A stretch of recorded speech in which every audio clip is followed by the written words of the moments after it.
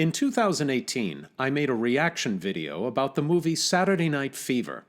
In that video, which I invite you to check out on my YouTube channel, I examined visual and narrative details in Saturday Night Fever to make the case that what I had previously dismissed as some disco movie from the late 1970s is in fact a compelling story with a great deal of subtlety, wit, and emotional depth. This is also a reaction video, but in service of a particular point, that the movie I'm going to talk about is the most creative and accurate dramatization of what it's like to be a fiction writer. Now, I'm not saying this was the intention of the filmmakers. I'm not arguing that the way I interpret this movie is the right way or the only way to interpret it. This is simply what I saw when I saw Naked Lunch. I want to begin by making a point that I'm going to return to by the end of this video. The 1991 movie Naked Lunch, screenplay and direction by David Cronenberg, is inspired by the iconic 1959 novel Naked Lunch by William S. Burroughs. The movie is not an adaptation because Burroughs' novel, which is far from a conventional narrative, is impossible to straightforwardly adapt to the screen. As I say, I'll come back to this point. This video assumes that you've seen the movie Naked Lunch. If you haven't, I suggest you watch the movie first. Ready? Let's go. At the start of the movie Naked Lunch, our protagonist says that he is not a writer. By the end of the movie, he says that he is a writer. How our protagonist gets from point A to point B, how he becomes a writer, is what this movie is about. William Lee is a recovering drug addict living somewhere in New York City in 1953. Things are good for Bill. He's off drugs, he has a regular job as an exterminator, he has an apartment, he has a wife, and he has friends, Martin and Hank. Martin and Hank are aspiring writers, and over coffee they suggest to Bill that writing pornography might be a good way to pick up some money. Bill dismisses the idea, saying that he gave up writing when he was 10. Writing was, Bill says, too dangerous, and he doesn't elaborate on what is so dangerous about writing. We'll find out. Martin and Hank embody two approaches to creative writing.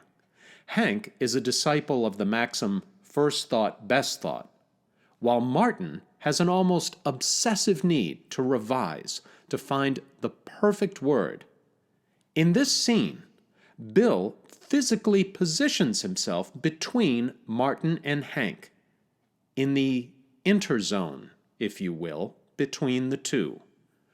Part of what may be dangerous about writing is negotiating the space between these two approaches, between left brain and right brain, instinct and control. A good writer, a successful writer, needs both. We learn, at the same time Bill does, that his wife Joan is still a drug addict. She is shooting up pyrethrum, the powder Bill uses to exterminate roaches. It's a very literary high, she tells him, a Kafka high. You feel like a bug. This, of course, is a reference to Franz Kafka's story, Metamorphosis, in which a young man wakes up one morning to find that he's been inexplicably transformed into a giant bug.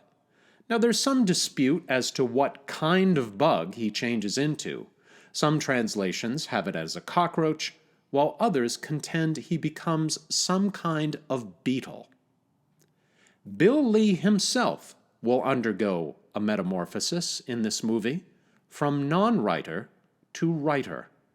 And remember, he says he gave up writing at age 10, which in males is the threshold of the metamorphosis of puberty.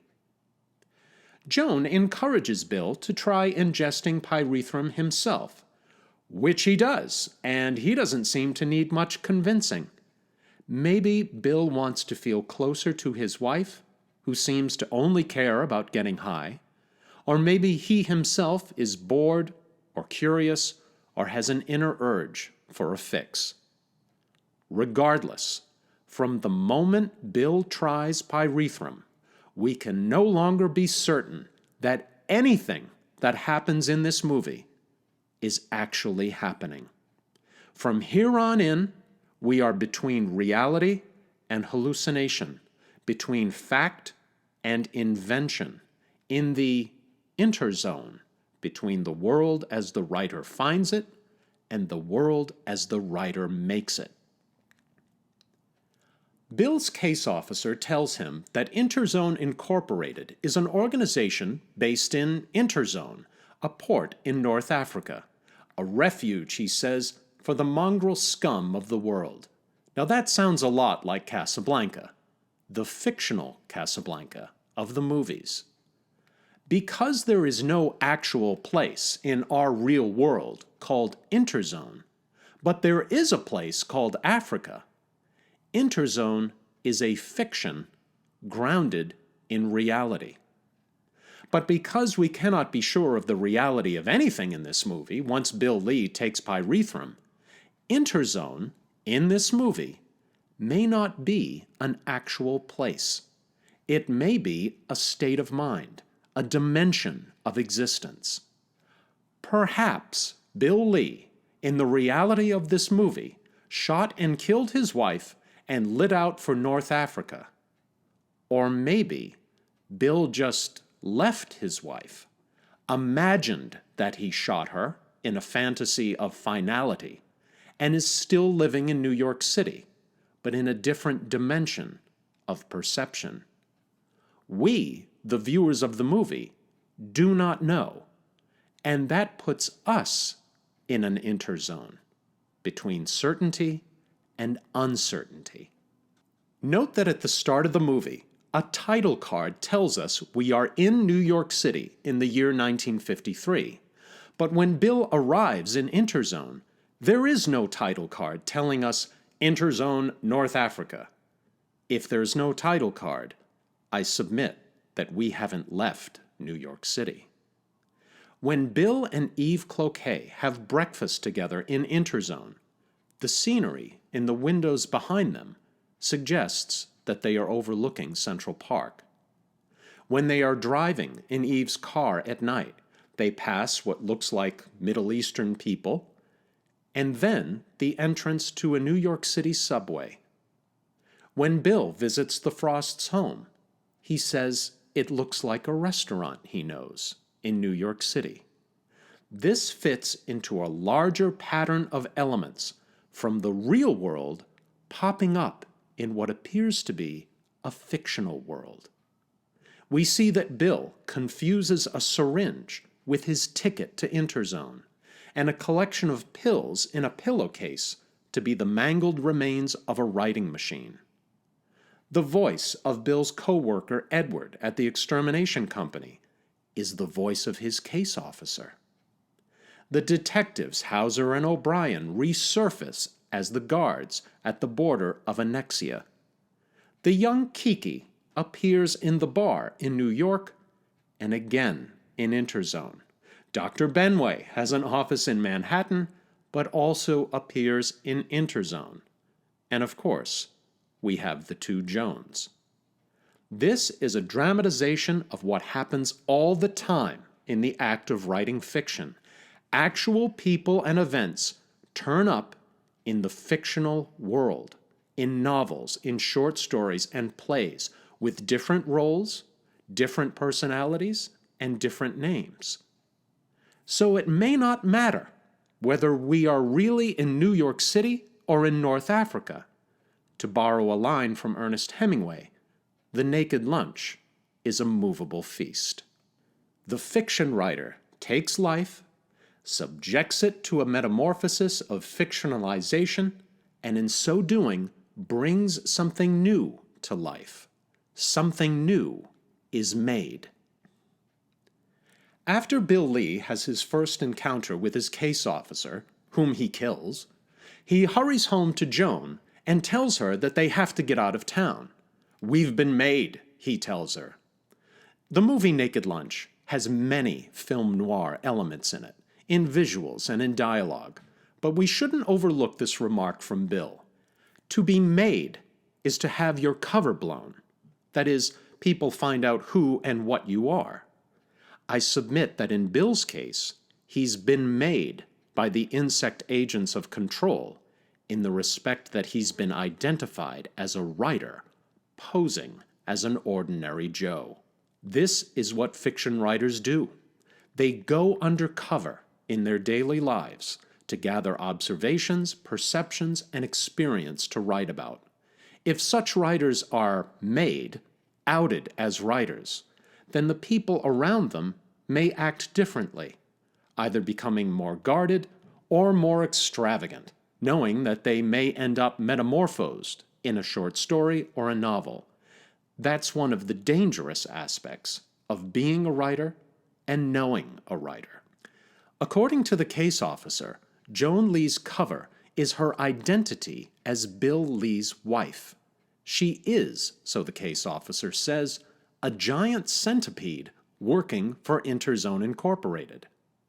Hers is not the only cover in this movie.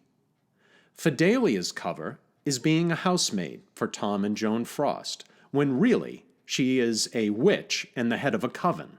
And under that cover, she is Dr. Benway, whose other cover is the amiable and seemingly naive doctor in New York City. Yves Cloquet's cover is as an urbane sophisticate, when really he is a monstrous sexual predator. Very few people in this movie are what they seem.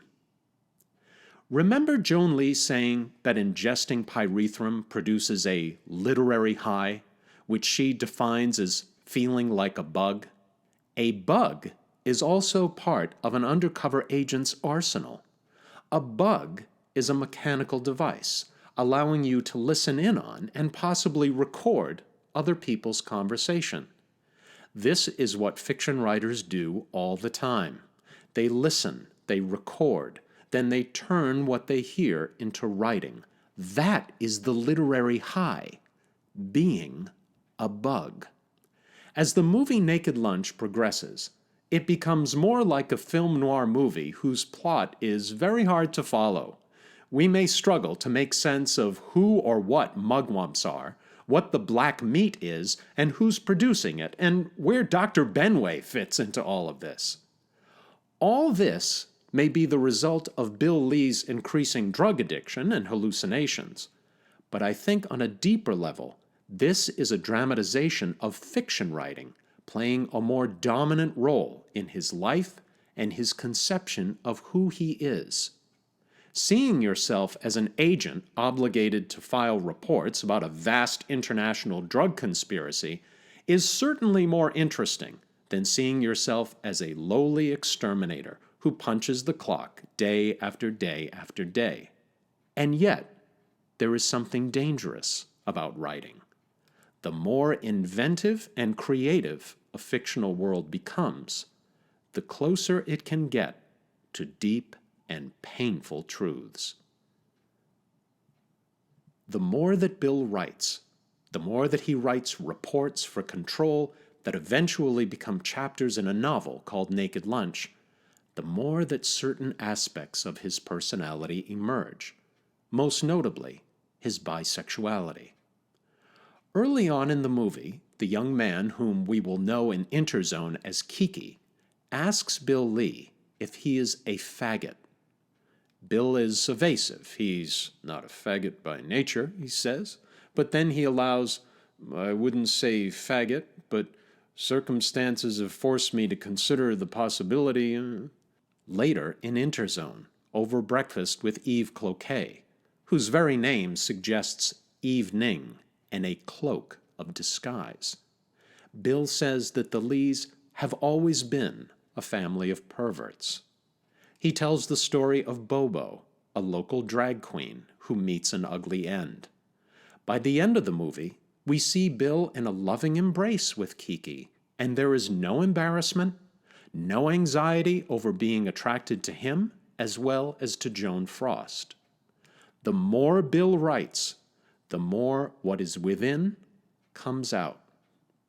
Remember that when Bill Lee first meets Dr. Benway, the doctor tells him that the cure for addiction to bug powder, or pyrethrum, operates like an agent who believes his own cover story, but who's in there, hiding in a larval state, just waiting for the proper moment to hatch out.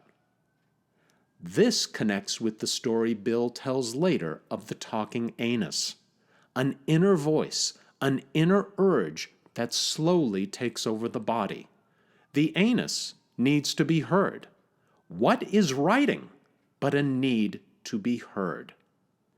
But Bill said that writing was dangerous, and the danger is in the experience of naked lunch. The author William S. Burroughs has defined naked lunch to mean the moment when you realize what is at the end of your fork. Naked lunch is an awakening. It is revelation. It is achieving a deeper or higher level of awareness or consciousness, and the results may not be pleasant. The truth comes with a price.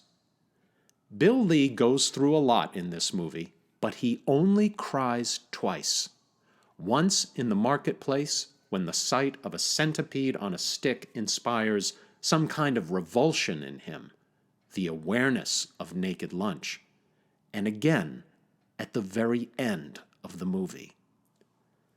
The detectives Hauser and O'Brien appear to be investigating the case of the missing bug powder, so they take Bill in for questioning, and it is there that Bill first encounters a talking bug, his case officer sent by Control to give Bill instructions. Kill his wife. One way to interpret this is that the bug is an imagined externalization of Bill's own desire to murder his spouse, Joan Lee. Bill cannot psychologically accept or deal with this desire, so under the influence of drugs, he hallucinates that he is given permission to do it by some external authority. Now, if Bill kills Joan, he's just following orders. I don't think that's what's happening, though. We see no evidence in this movie that Bill hates his wife, is fed up with her, or wishes that she was dead. I'll grant you, Bill Lee's affect in this movie is pretty flat, but we don't have any indication that Joan Lee is pushing her husband to the point where he wants to kill her. Could the instructions, "kill your wife," mean something else? Later on in the movie, the writer Tom Frost tells Bill that he has been killing his wife Joan slowly for years. Not on the level of conscious intention, he says. And when he explains, something strange happens. Tom's lips move, but he is saying something else. He says he is killing his wife by hiring a witch as a maid, through medicines and drugs, or undermining her self-esteem, all without Joan realizing it.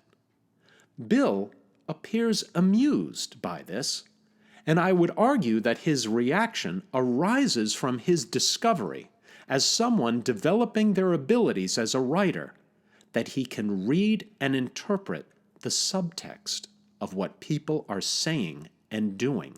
He sees past their cover. He is developing a writer's perspicacity.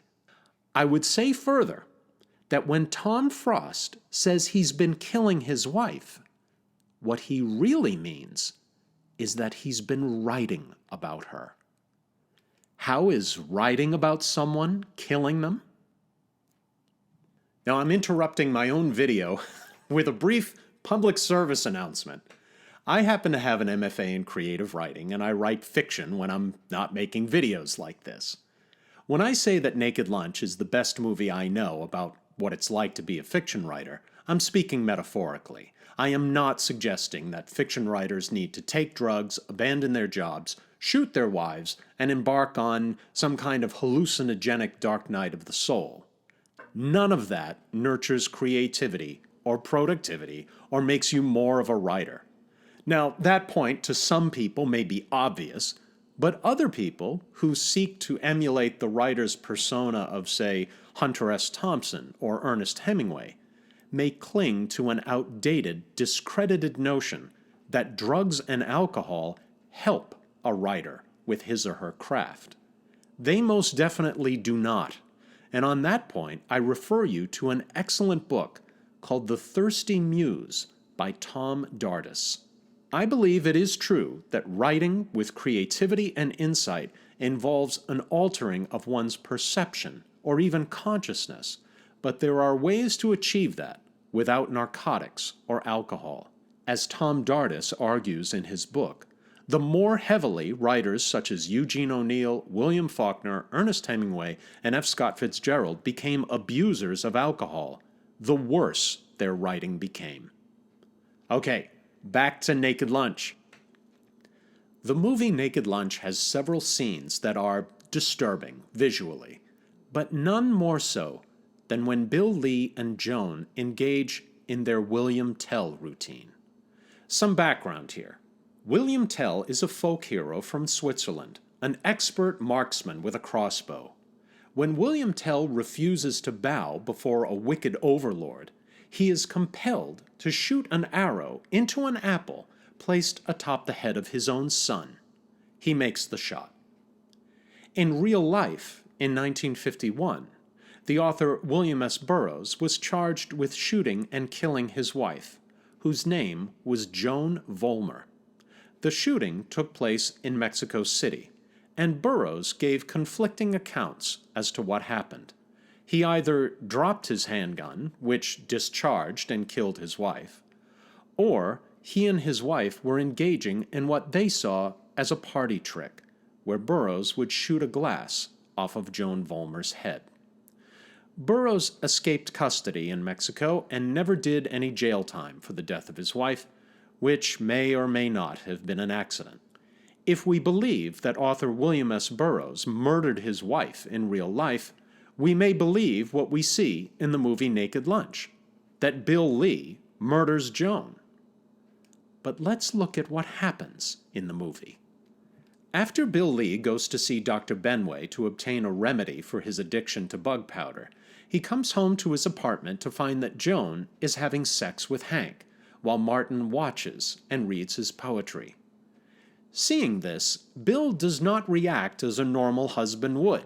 He goes without a word into another part of the apartment.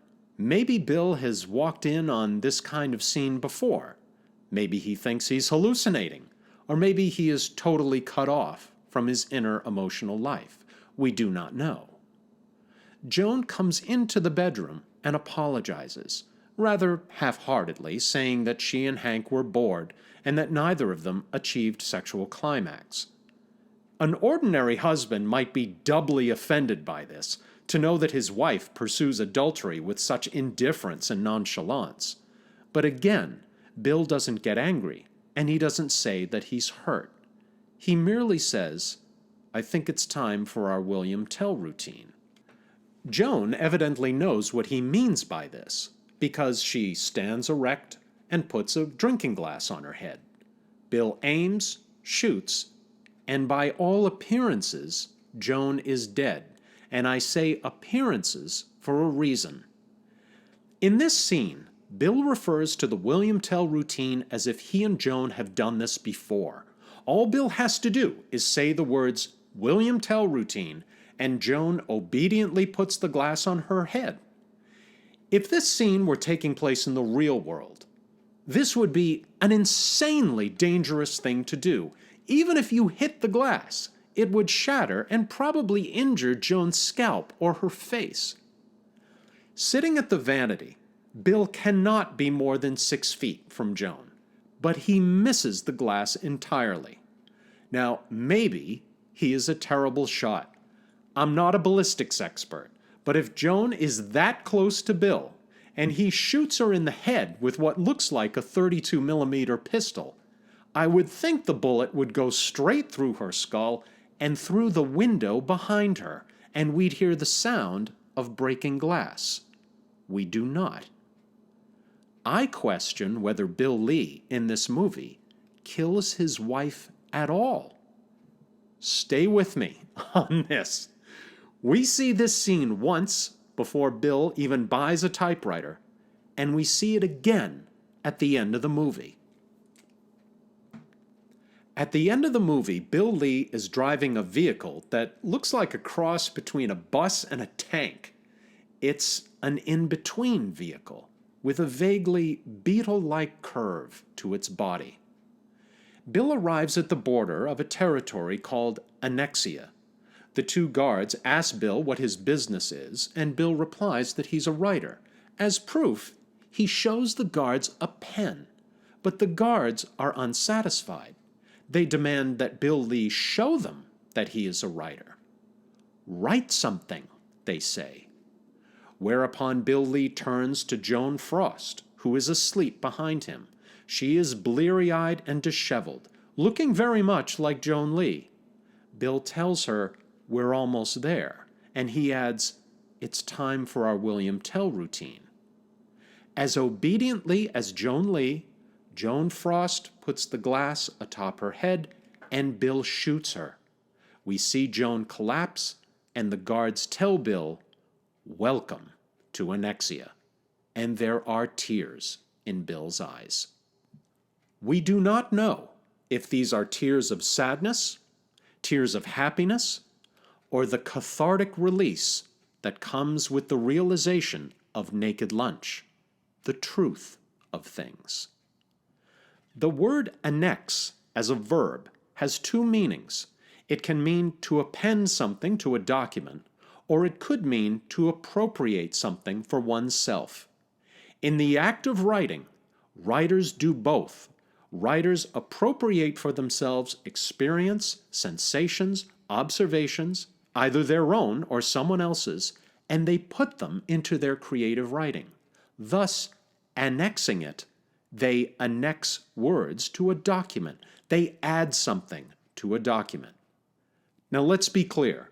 I am not suggesting that creativity is inherently violent, or that a good metaphor for the creative act is shooting a woman in the head. What I am saying is that to write creatively about Joan is to create a fiction version of her. And to do that, Bill must figuratively kill the real Joan. To kill someone is to take their life. And this is what a fiction writer does. The writer takes life and transforms it into art. It appears then that only genuine writers may cross the border into Annexia. It's not enough just to have a writer's equipment, a pen or a typewriter. You have to do the writing. Put another way, being a writer is in the execution. So what ultimately is the William Tell routine? It's writing. Bill Lee's name is William. To write is to tell a story, and the routine is the disciplined, continual practice of putting words to paper. In the routine of writing, William tells. In the annals of Beat Generation literature, the most famous and recognized work is Jack Kerouac's On the Road. Coming in a close second, I'd say, is the poem Howl by Allen Ginsberg, and in a close tie for second, but coming in third, is William S. Burroughs' Naked Lunch. I put Naked Lunch third because if people haven't read Howl, they may at least recognize its opening line. I saw the greatest minds of my generation destroyed by madness, starving, hysterical, naked. And odds are, they've only heard of the book Naked Lunch and have not tried to read it. And yet, it's an iconic book. Even English majors, I think, would be hard-pressed to name another title by William S. Burroughs, such as Queer or The Adding Machine. In order for David Cronenberg to make a movie of the book Naked Lunch, he couldn't do a straightforward adaptation. He needed to kill the original book, take its life, subject it to creative metamorphosis, and make his own piece of artwork. So the movie Naked Lunch, which is about the writing of a book called Naked Lunch, is about the only way that you can write a movie about a book called Naked Lunch. The film is not only about creative writing, it is itself an example of the type of creative writing process that is its own subject. Well, I hope you've enjoyed the process of investigating what the movie Naked Lunch could mean. If you have thoughts of your own, please share them with me in the comments to this video. Thanks very much for listening. My name is Tim Lemire.